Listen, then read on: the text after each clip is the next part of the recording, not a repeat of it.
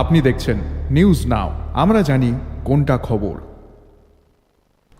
All Tripura blind কমিটির উদ্যোগে মহামতি লুইস ব্রেলের 218তম জন্মজয়ন্তী উদযাপন উপলক্ষে আগরতলা প্রেস ক্লাব আয়োজন করা হয় এক আলোচনা সভায় লুইস ব্রেলের জীবন ও তাঁর আবিষ্কৃত ব্রেল লিপির গুরুত্ব নিয়ে আলোচনা করা হয় বিস্তারিতভাবে। দৃষ্টি প্রতিবন্ধী মানুষের শিক্ষা, স্বনির্ভরতা এবং সমাজে মর্যাদাপূর্ণ অবস্থান নিশ্চিত করতে ব্রেল লিপির অবদান অপরিসীম বলে জানিয়েছেন সংগঠনের নেতৃত্ব। দৃষ্টি প্রতিবন্ধী ব্যক্তিদের বিভিন্ন সামাজিক সমস্যা, সুযোগ সুবিধা ও সরকারি সহায়তা নিয়ে আলোচনা করা হয় এই দিনের অনুষ্ঠানে।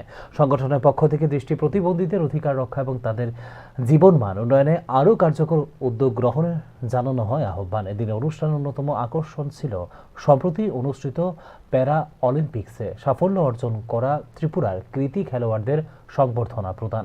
খেলোয়াড়দের হাতে সম্মাননা তুলে দিয়ে তাঁদের কঠোর পরিশ্রম, অধ্যাবসায় ও সাফল্যের ভূয়সী প্রশংসা করেন অতিথিরা।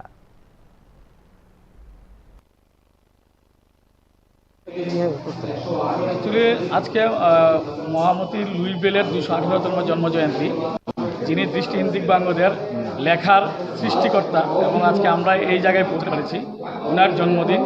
সে উপলক্ষে আমরা সাংস্কৃতিক অনুষ্ঠানের আয়োজন করেছি এবং এখানে যারা নর্থ ইস্ট প্যারা অলিম্পিকে যারা মেডেল পেয়েছিল তাদেরকেও আজকে আমরা সম্বর্ধনা দেব।